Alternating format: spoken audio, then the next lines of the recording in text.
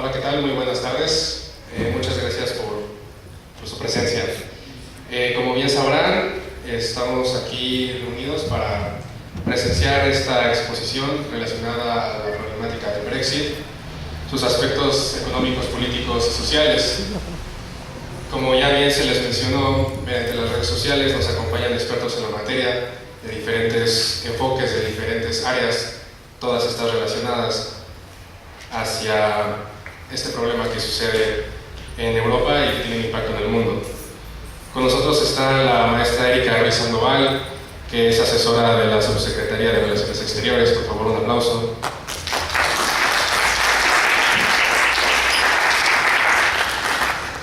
El maestro Jesús Rivero Casas, que es profesor, es catedrático de la Facultad de Ciencias Políticas y Sociales de la UNAM. Por favor, un fuerte aplauso.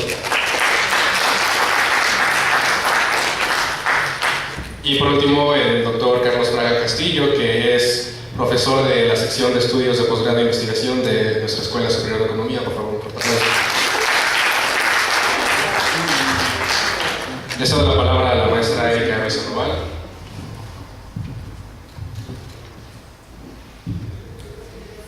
Muchas gracias. Agradezco muchísimo la invitación, les decía, nunca había estado aquí, así que gracias por la hospitalidad y particularmente gracias a Alan Aguirre, consejero estudiantil de esta casa, por todas sus atenciones.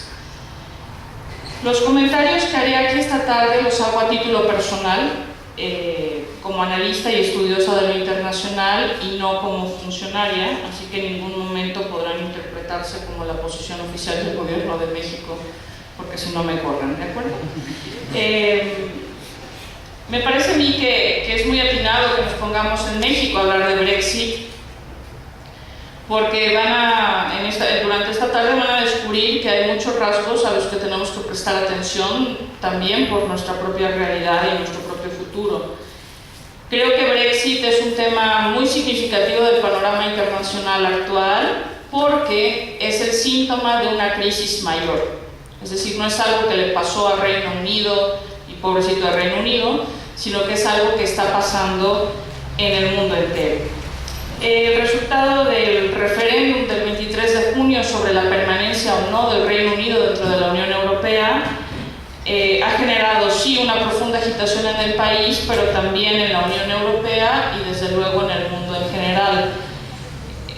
Cabe recordar lo que pasó en cuanto se dio el resultado final de aquella votación. Los mercados, que son de los bichos más sensibles que se han visto y se verán, se alarmaron, la libra se colapsó a niveles de los años 80, Reino Unido perdió la calificación que tenía de agencias calificadoras como Standard & Poor's y Moody's, y lo cierto es que aunque no sepamos ahora exactamente qué va a pasar, yo creo que sí podemos decir cautelosamente que viene un periodo de ajuste bastante fuerte, un periodo probablemente prolongado en términos de ajuste económico y en el que probablemente va a haber que hacer recortes al gasto, ajustes a los impuestos e incluso hay quienes hablan de una recesión, la cual paradójicamente terminará golpeando sobre todo a los que votaron a favor de salir de la Unión Europea. Ahora, el ajuste no es solamente económico. Basta recordar, por ejemplo, que hace más de 40 años que el Reino Unido no hace legislación propia en materias que son muy diversas y que rebasan desde luego lo económico. Pensemos en normas medioambientales, por ejemplo, protección del consumidor, igualdad de género. Todo esto se ha regulado a nivel europeo desde hace 40 años y más, 40 por los años que ha estado el Reino Unido dentro. Piensen también que los presupuestos de las universidades o los fondos de investigación en buena medida venían de la Unión Europea y que es un sector que sufrirá un duro golpe. Ahora, aunque el referéndum no fue legalmente vinculante, es decir, nadie está obligado a aceptar el resultado del referéndum, para el gobierno de David Cameron, tanto él como la nueva primera ministra Theresa May han dicho que Brexit es Brexit, es decir, que no se buscará otra votación, otro plebiscito, ni tampoco la opinión del Parlamento. Sería muy difícil para una democracia como el Reino Unido decir, bueno, aquí no pasó nada y otra oportunidad y vamos a volver a votar. Al final, Los resultados de la votación no fueron tan apretados como se esperaba. La gente pensó que esto iba a quedar en un puñado de votos y 1.2 millones de votos de diferencia con un 72% de participación no es poca cosa. Ahora, si esto es así y no se repite el referéndum, no se toman otras medidas, no prosperan las demandas que se han interpuesto sobre este tema y también Westminster decide mantenerse tal y como está, la salida del Reino Unido de la Unión Europea, que para mí es el experimento político más exitoso de la historia moderna, será una decisión irrevocable que ha mostrado al menos 4 brechas importantes en el Reino Unido. La primera es entre ricos y pobres. La crisis de 2008, al igual que en otros países, ha traído al Reino Unido una profunda desigualdad, algo a lo que los británicos no estaban acostumbrados. Y en ese sentido, quienes votaron a favor del Brexit lo que están pidiendo a gritos es un cambio de modelo económico y han canalizado esta frustración en un voto en contra de que su país permaneciera en la Unión Europea. Así entonces el voto a favor de Brexit, a favor de salir, es más un voto por salir de la globalización tal y como la conocemos ahora, que por salir de la Unión Europea, que finalmente es un ejercicio de integración que el votante promedio ni conoce ni entiende. Podemos considerar eso un problema grave, pero finalmente tiene poco que ver con las razones por las cuales los británicos votaron por salir. Por ejemplo, pensemos que a la Unión Europea los británicos y otros tantos le han achacado el problema de la austeridad fiscal.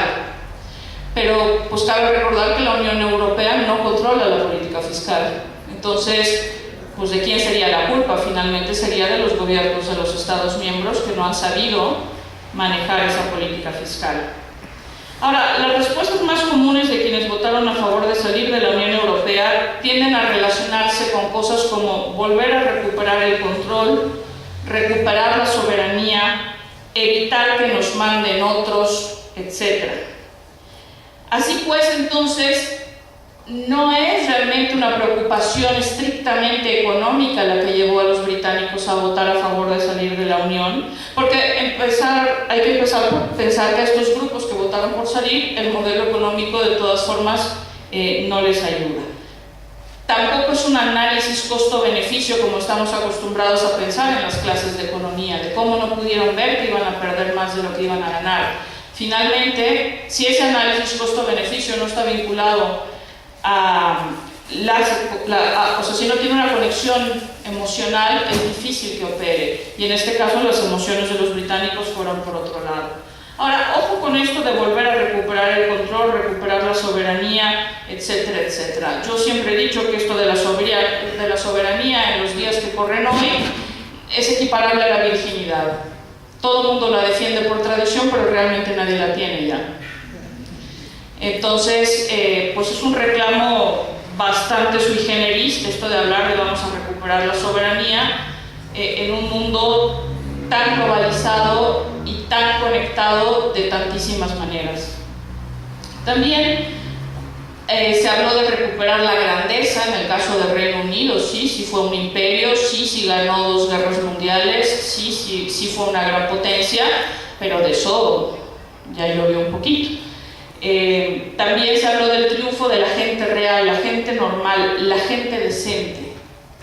¿Les suena familiar? Lo hemos estado oyendo últimamente bastante de nuestro vecino del norte, así que hay quien ha dicho que lo que pasó en Reino Unido es finalmente trumpismo a la europea. La segunda brecha de la que hay que hablar es la que existe entre británicos y los otros. La crisis económica y el aumento de la desigualdad han traído una enorme frustración y entonces han resurgido en el Reino Unido con mucha fuerza tanto el racismo como el jingoísmo. ¿Esto a qué ha llevado? Bueno, pues a que las clases trabajadoras, las menos favorecidas, las que han perdido con la globalización, empiecen a encontrar en los diarios o en partidos como el United Kingdom Independence Party, el UKIP, mensajes que les son halagüeños, es decir, no tienes nada pero eres superior. ¿Por qué? Porque eres blanco. ¿Por qué? Porque eres británico de generaciones.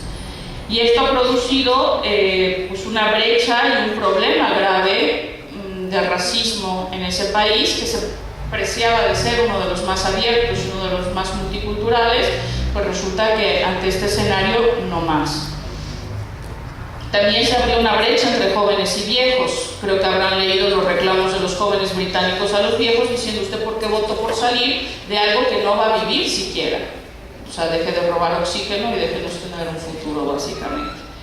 Y también hay una brecha territorial entre Escocia e Irlanda del Norte por un lado e Inglaterra y Gales por el otro. O sea, el Reino Unido también tiene problemas con sus componentes, y recuerden que Escocia había celebrado recientemente un referéndum sobre si salía o no del Reino Unido. Al final decidió quedarse, pero tampoco fue por una abrumadora mayoría, y el resultado del Brexit lo que ha traído es el deseo de volver a convocar un referéndum y de Escocia de salir para tratar de mantenerse como miembro de la Unión Europea, porque buena parte de las industrias escocesas dependen de ser parte del mercado único.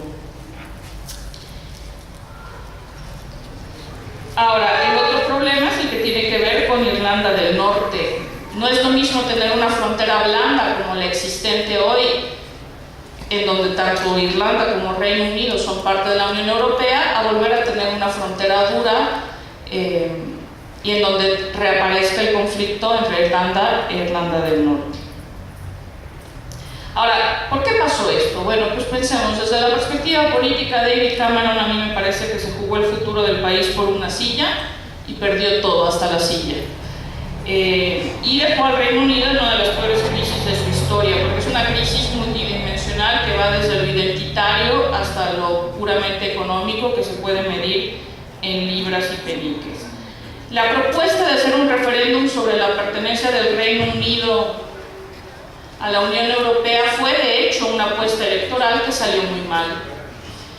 Y yo creo que eso fue así porque Cameron subestimó el malestar social, no solo con respecto a la Unión Europea, sino también con respecto a su propio liderazgo. Yo creo que en ese caso entonces Cameron pecó de ser muy mezquino en términos absolutamente electoreros, y peor aún, renunció al día siguiente del referéndum y dijo: pues este ya no es mi asunto, a mí ya no me toca invocar el artículo 50 del Tratado de la Unión, que empezaría el proceso de divorcio de Reino Unido con la Unión Europea. En ese sentido, para mí, creo que Cameron pasará a la historia como el peor ministro que hayan tenido los británicos, por encima de Neville Chamberlain, y eso ya es decir. Ahora, también los dos partidos tradicionales, tanto los conservadores como los laboristas, están fracturados y tienen liderazgos cuestionables por distintas razones. Como ya les dije, David Cameron, apenas conocerse el resultado del referéndum, tomó la decisión de renunciar, y entonces su partido tuvo que elegir un nuevo líder. Vimos ahí traiciones nivel Shakespeare, básicamente. A Boris Johnson lo dejaron fuera de la jugada. Y decidieron elegir a Theresa May, exministra del Interior, para ocupar el liderazgo del partido y en consecuencia el puesto de primera ministra. Ahora, May tiene tres problemas o tres obstáculos fundamentales. El primero es: no tiene la legitimidad que dan las urnas, es decir, ella no ha competido por el puesto de primera ministra. En segundo, Theresa May hizo campaña para que el Reino Unido permaneciera dentro de la Unión Europea y ahora le toca hacer exactamente lo contrario. Y tercero, simplemente el nombramiento de su gabinete le ha restado credibilidad, particularmente ante las contrapartes europeas. Nombrar como ministro de Exterior a Boris Johnson, que había hecho la semejante campaña a favor de que saliera el Reino Unido de la Unión Europea, es pues, prácticamente una suerte de afrenta. En cuanto a la imagen del Reino Unido en Europa, Boris Johnson no ayudará. Ahora, quizás la justificación de esta decisión tiene una explicación de carácter interno, político-electoral, pero sí que debilita la posición del Reino Unido frente a los 27 Estados miembros restantes de la Unión. La situación de los laboristas tampoco es mejor. A Jeremy Corbyn, el líder del partido, le han surgido cualquier número de retadores, mucha presión de parte de los miembros de su partido para que deje el cargo. Muchos creen que no podrá hacer que los laboristas ganen la próxima elección y que por el contrario pierda todavía más apoyos, como ya ocurrió en Escocia. Ahora, ¿Qué va a pasar? Bueno, el proceso de salida de la Unión Europea no puede dar inicio sino hasta que el Reino Unido notifique a las instituciones europeas de su decisión de abandonar el proyecto según el Tratado de Lisboa en su artículo 50. Y la paradoja es que solo el Reino Unido puede iniciar ese proceso así. Es decir, los demás Estados miembros y las instituciones europeas no pueden obligar al Reino Unido a que empiece el proceso. Los 6 miembros fundadores, Alemania, Bélgica, Francia, Italia, Luxemburgo y Países Bajos, tuvieron una primera reacción donde se mostraron unidos, juntos, también con las altas autoridades, y fueron muy claros. No habrá conversaciones informales con el Reino Unido hasta que sea ese país el que dé inicio al proceso. También le han dicho al Reino Unido una y otra vez que aquí no es de escoger solamente la parte que te gusta, porque el Reino Unido ha argumentado que sí desea mantenerse dentro, o sea, con acceso al mercado único, pero que lo que no quiere respetar es una de las 4 libertades, particularmente el libre movimiento de personas. ¿Qué se espera que haga la Unión Europea? Lo más probable es que asuma una posición bastante dura para hacer del Reino Unido un caso ejemplar, porque si no, ¿qué pasaría? Que otros Estados miembros quizás opten por el mismo camino si ven que el Reino Unido tiene concesiones sin tener que someterse a las condiciones de los demás. Las instituciones de la Unión Europea ya nombraron a sus negociadores: Didier Seuss por el Consejo Europeo, Michel Barnier por la Comisión. Los británicos ya han dicho que el nombramiento de Michel Barnier, un francés, es francamente una afrenta, es una declaración de guerra, pero bueno, pues así están las cosas. Lo único que puede hacer la Unión Europea por ahora es presionar políticamente al Reino Unido para que inicie el proceso. ¿Qué pasa si no inicia el proceso pronto? Bueno, mientras más se tarde el Reino Unido en iniciarlo, más difícil y tensa será la negociación y mayores consecuencias sufrirá tanto ese país como sus socios europeos. ¿Por qué? Porque hay incertidumbre. Como ustedes saben, a nadie le gusta la incertidumbre, ni a los políticos, ni a los consumidores, y mucho menos a los mercados, que ya les digo, son muy sensibles. Entonces el divorcio va a ser doloroso para todos los involucrados. Cuando se piensa en las opciones del Reino Unido, realmente no son muchas.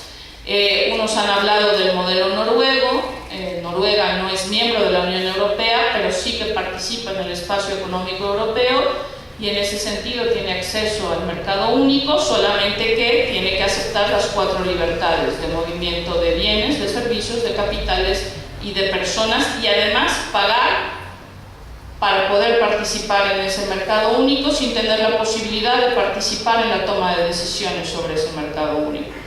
Un escenario que se puede permitir Noruega, que mide exactamente 1 por 1 y es un país tremendamente rico por sus ingresos petroleros, ¿no? Otro modelo, se ha dicho, pues el modelo suizo. Pues el modelo suizo tampoco aplicaría a un estado como Reino Unido, que es mucho más grande y que además tiene unas características muy distintas, y otros incluso lo han reducido a que el Reino Unido establezca un tratado de libre comercio con la Unión Europea, como el que ha terminado de negociar Canadá y que todavía no entra en vigor. Pero pues sí es un escenario muy distinto al de ser Estado miembro. Ahora, hay muchos que se han preocupado por la Unión Europea. Yo creo que para la Unión Europea Brexit es un duro golpe, pero tampoco es el peor en su historia. Quienes estudiamos el proceso de integración europea, yo siempre les he dicho, no es apto para cardíacos. Tiene unos grandes éxitos y luego unas crisis increíbles donde uno dice, pues ya se va a morir, ya no tiene solución, ya no hay nada que hacer, y resulta que después revive. En ese sentido, yo no creo que Brexit sea ni la primera ni la última crisis para la Unión Europea, aunque sí me parece que es la de mayor envergadura por simbólica en lo que va del siglo. Piensen ustedes, ¿será Brexit más grave que cuando se cayó el muro de Berlín? O sea, ¿de qué te habrás asustado más? ¿De Brexit o de la caída del muro que nadie se esperaba en aquel momento y que descubrió además que tenías una Europa del Este a la cual había que atender lo más pronto posible?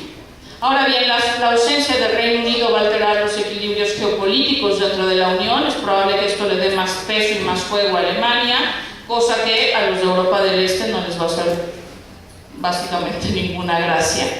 En términos de la Unión Europea como actor internacional, para muchos la salida del Reino Unido lo hará parecer como un actor internacional más débil, pero yo les diría que el hecho de que el Reino Unido se vaya de la Unión puede producir el efecto contrario, es decir, puede impulsar el proceso de integración al permitir que se profundice. Cabe recordar que desde que el Reino Unido ingresó al experimento europeo, a la construcción europea, ha sido un socio difícil, por decirlo menos. Reino Unido es el típico que va a una fiesta y se empieza a quejar de, ay, esa es la música, y solo vas a dar papas, y no hay otra cosa, ¿y quién va a venir?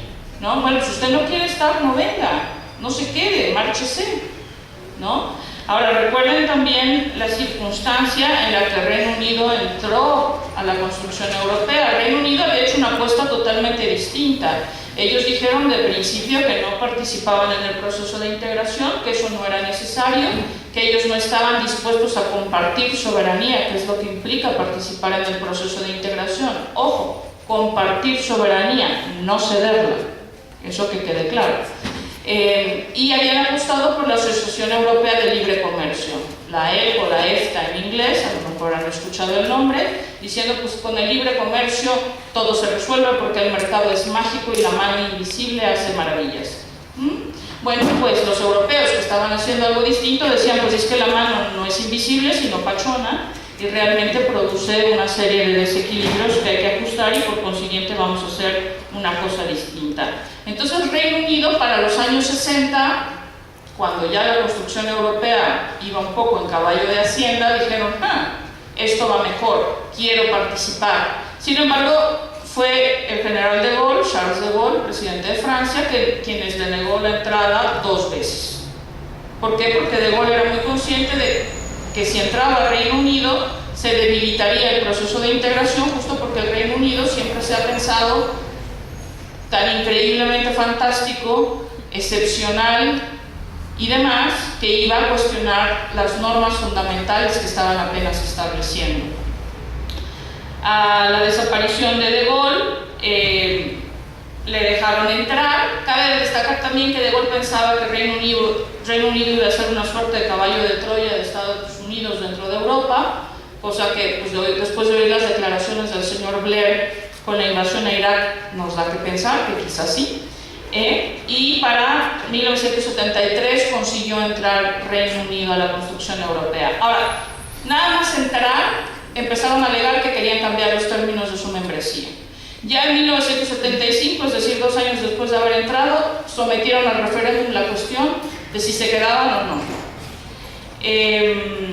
Después de eso llegó Margaret Thatcher, que fue una mujer icónica en muchos sentidos, pero para el caso de Europa en el peor de ellos, porque fue verdaderamente un irritante durante muchísimos años. Se recuerda, así como se recuerda a Khrushchev dando de zapatazos en el podio en Naciones Unidas para que lo escucharan, pues la señora Thatcher francamente sacó el monedero y empezó a golpear en la mesa porque ella decía que el Reino Unido pagaba demasiado y le tenían que devolver el sobrante, cosa que logró al final, pero bueno, con muchas dificultades y con muchos malos sentimientos ya ahí dentro. John Major, quien siguió a Margaret Thatcher, tampoco tuvo una buena relación con los socios comunitarios y demás, y por ejemplo se negó a aceptar el acuerdo Schengen, el que permite que no haya fronteras entre algunos estados de la Unión, y a partir de ahí Reino Unido fue el que inauguró la Europa de las 2 velocidades, porque a todo decía que no quería participar. ¿Usted quiere participar de la Unión Económica y Monetaria? No. ¿Usted quiere ser parte de la zona euro? No. ¿Usted quiere que hablemos de una política exterior común de verdad? No.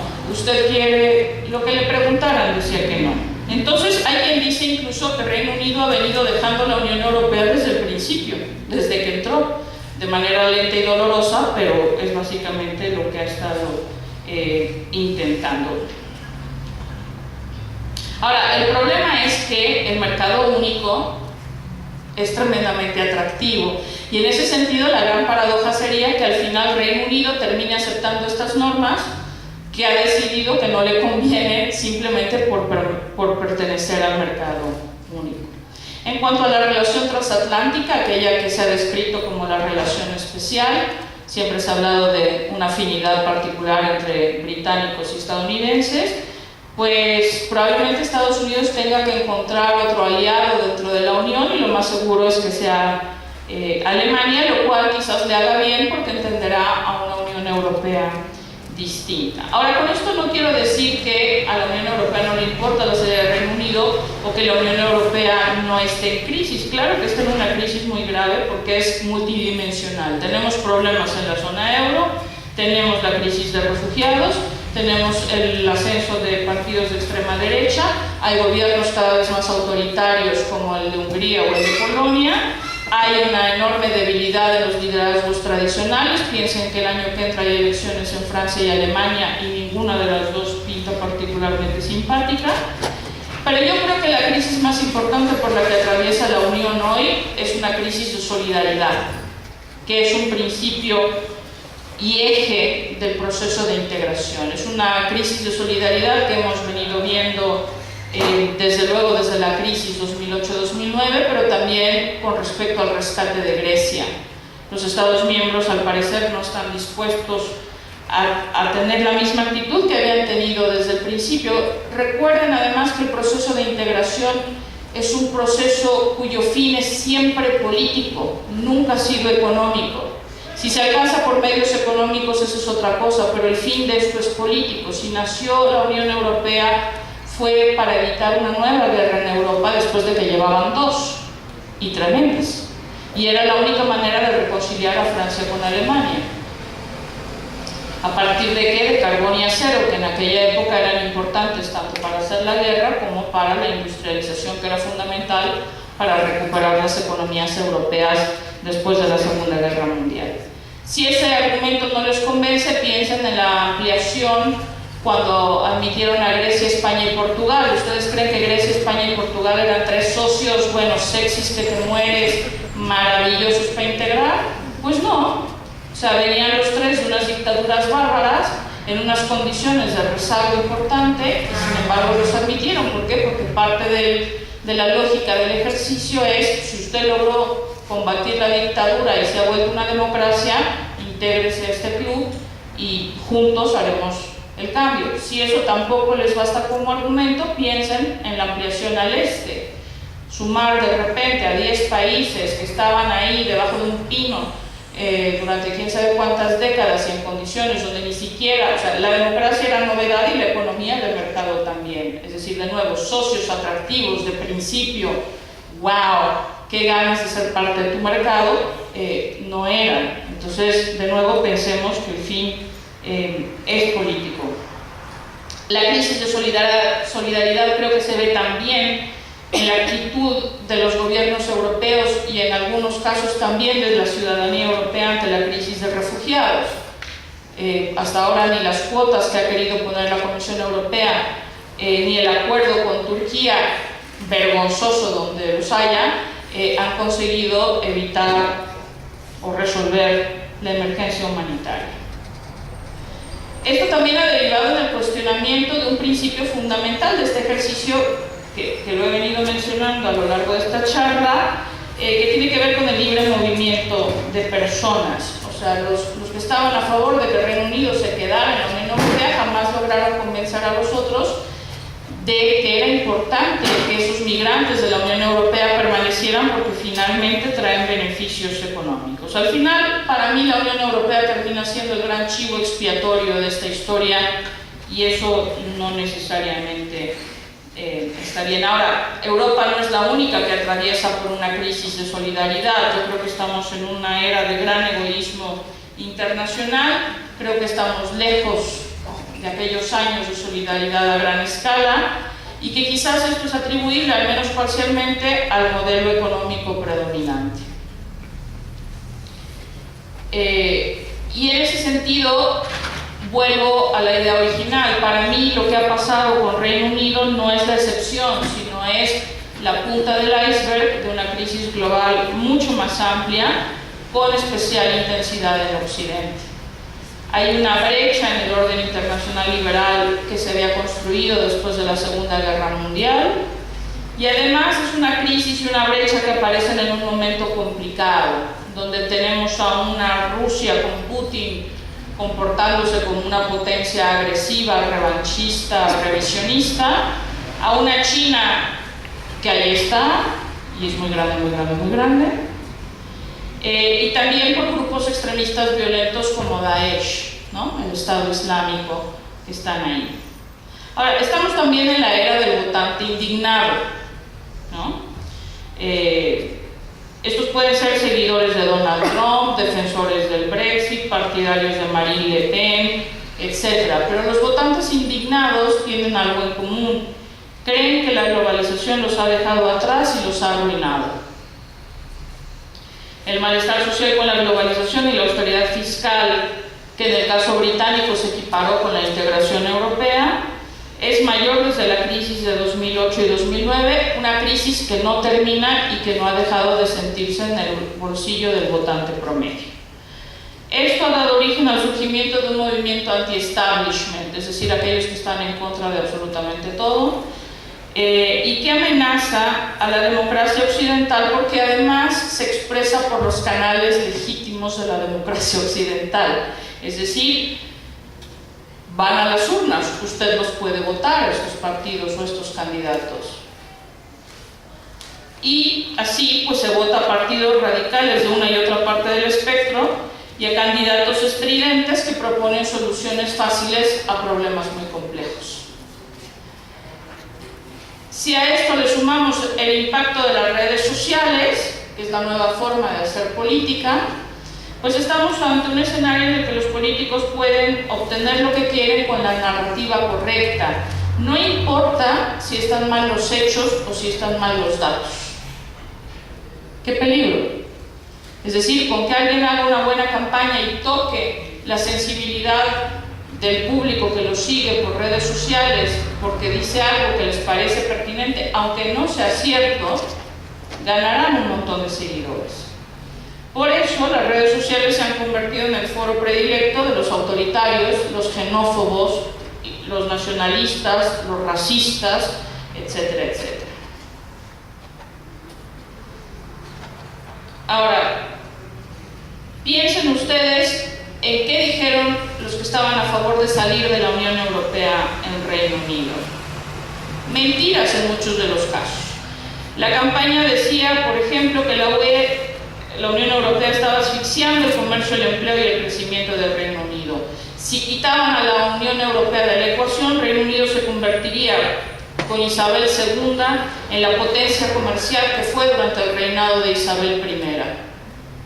¿Ustedes creen que eso es posible en el mundo de hoy? Es difícil pensar que alguien impulse el comercio sacando deliberadamente a su país de un mercado de 500 millones de consumidores. La mayoría de los socios comerciales del Reino Unido han mostrado poco interés en negociar con ellos una vez que están fuera de la Unión Europea. Incluso Estados Unidos les ha dicho, a pesar de la relación especial, te toca formarte al final de la cola porque estoy negociando otra serie de acuerdos. Ni modo, te esperas. Otros analistas dicen que depender del comercio, pensar que se va a hacer la gran solución para el Reino Unido es absurdo, porque si bien el comercio creció mucho más rápido que el PIB mundial durante mucho tiempo, ahora crece mucho más lento. Una razón clave tiene que ver con la falta de liquidez internacional para financiar el comercio. Antes ocupaba el 60% del PIB en 2009, ahora con trabajos pasa del 30% esta cifra. Un Reino Unido que actúe solo es prácticamente imposible que logre revertir esta situación o remover este obstáculo al comercio.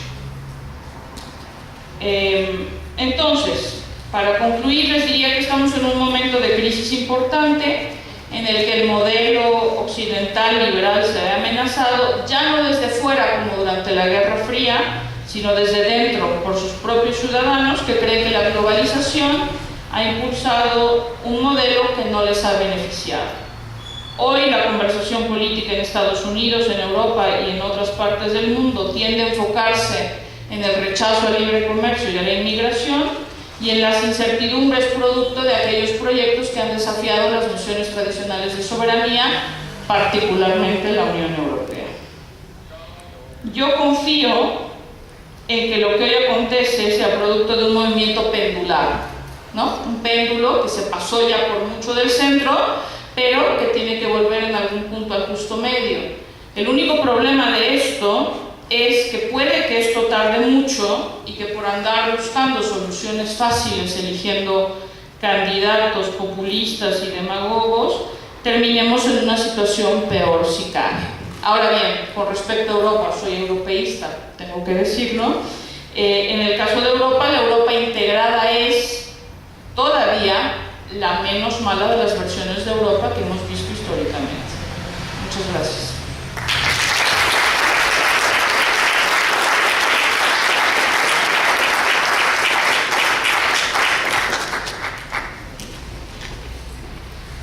¿Qué tal? Buenas tardes.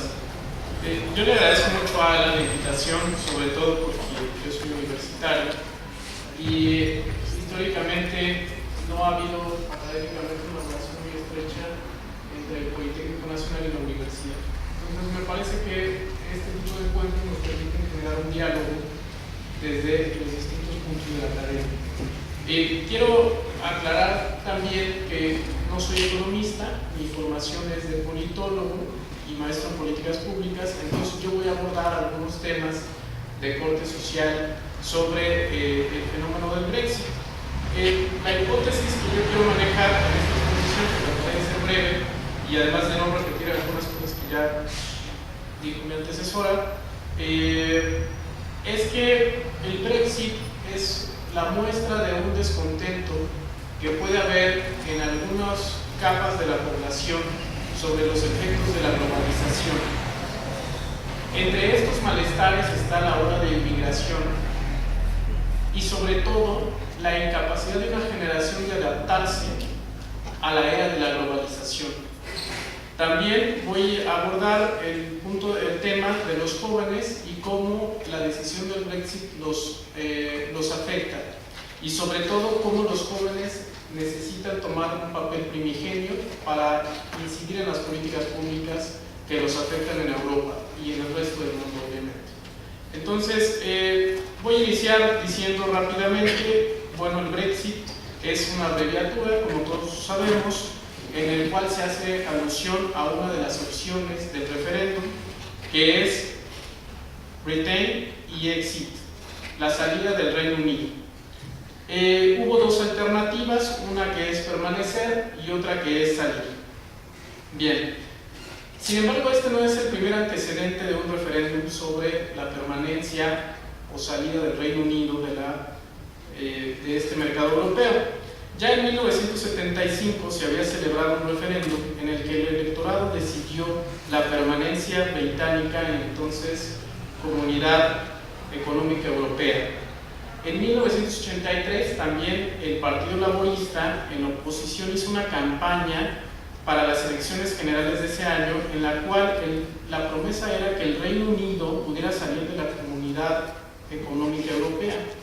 Este debate regresó ya con David Cameron en 2013, cuando propone un referéndum sobre el mantenimiento del Reino Unido en la Comunidad Europea, llevado a cabo en este año. Ahora, ¿cuáles fueron algunas implicaciones? Y quiero señalar primero que el Reino Unido está compuesto en mayor medida, o el 83% de su población, por habitantes de Inglaterra, el 8.4% de Escocia, el 4.8% de Gales y el 2.9% de Irlanda del Norte. Como ustedes saben, Escocia e Irlanda del Norte fueron los países que se pronunciaron a favor de permanecer en la Unión Europea.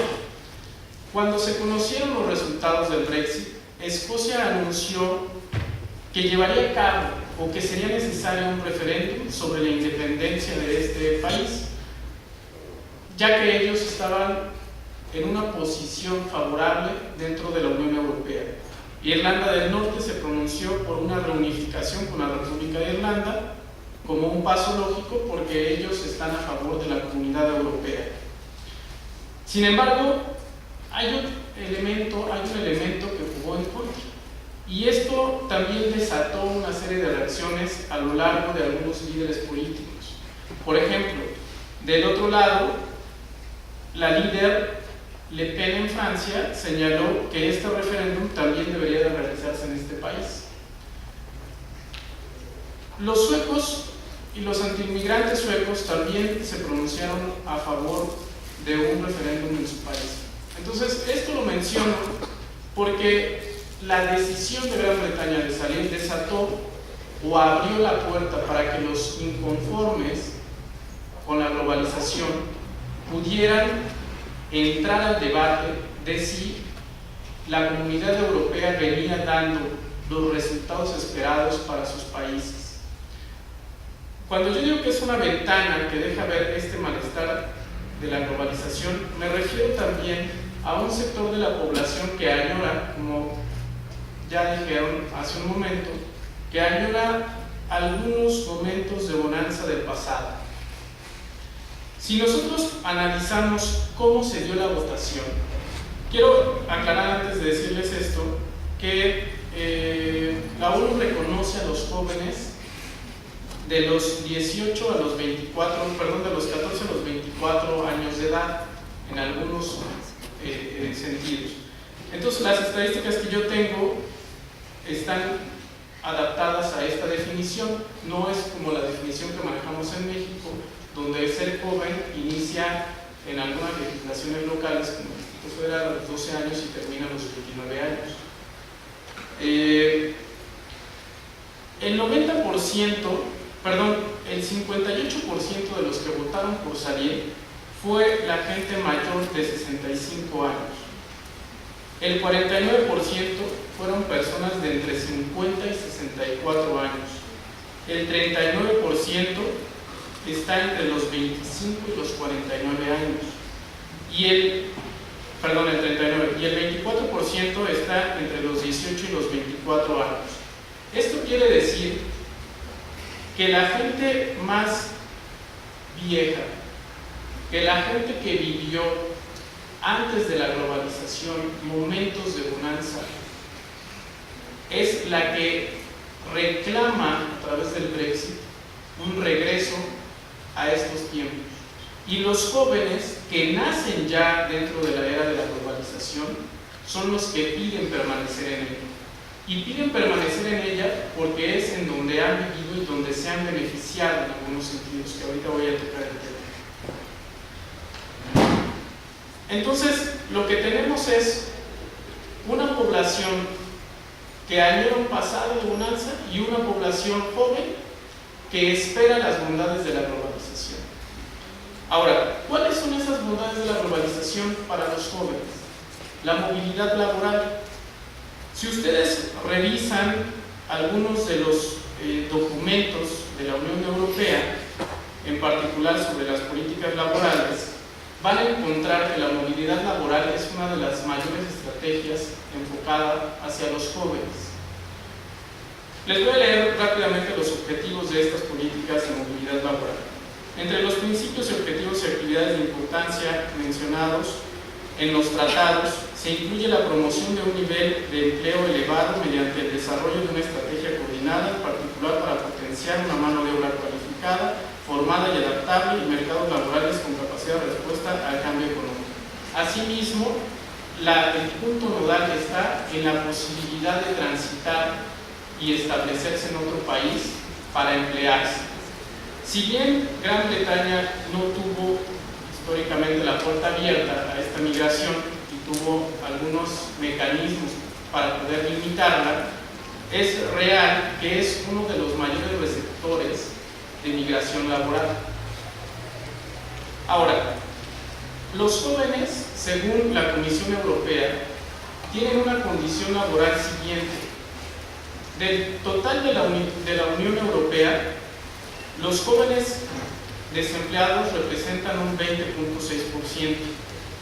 En Gran Bretaña representan un 16.9%. Sin embargo, el fenómeno de la crisis europea ha traído que algunos jóvenes sufran en mayor medida el desempleo en otros países. En el caso de España, se encuentran con un 53.2%, Portugal un 34%, Italia un 42.7%, Grecia un 52.4% y Croacia un 42.5%. Una hipótesis puede ser que estos jóvenes desempleados en los países más afectados de la crisis europea pudieran estar migrando hacia Gran Bretaña, pero también, como dijo mi antecesora, hay ciertos mitos que se construyen a través, o ciertos mitos que se le endosan a la globalización, en particular a lo que sucede en Europa. Muy bien, la migración a lo largo de 2013 llevó a que el Reino Unido recogiera 5.4 millones de migrantes. Sin embargo, estos migrantes no fueron necesariamente provenientes de un país de la Unión Europea. Por ejemplo, en España hubo 305,000 migrantes, de los cuales el 36% venía de un país miembro de la Comunidad Europea. El 63% venía de un país no miembro de la Comunidad Europea. En el caso de Portugal, Portugal recibió 19.5 millones de migrantes. Perdón, es que me hicieron una tabla, pero aquí me pusieron un número extraño. Del total de la migración que recibió Portugal, el 54% eran miembros de un país de la Unión Europea, el 45.7% venía de un país no miembro. En Italia, de la migración que recibió Italia, el 28.5% venía de un país miembro, mientras que el 71.5% venía de un país no miembro. En Grecia, la migración que se recibió, el 70% venía de un país miembro y el 29.5% de un país no miembro. Sin embargo, el Reino Unido recibe una migración en la cual el 45% viene de un país miembro de la Unión Europea y el 54% de un país no miembro de la Comunidad Europea. Con estos datos lo que quiero decir es que podemos entender que la mayor parte de la migración hacia los países más afectados por la crisis europea no viene de países europeos. En su mayoría puede venir de países latinoamericanos o de algunos países árabes. En el caso del Reino Unido, también la mayor parte de los migrantes, el 54.6%, viene de un país no miembro.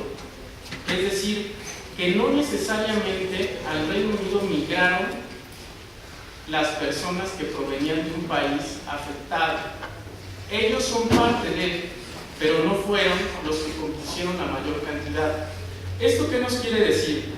Que mientras los países más afectados recibieron a los migrantes no miembros de países no miembros de Europa, Gran Bretaña sí recibió, aunque no en su totalidad, a la mayor parte de la movilidad laboral de esos países.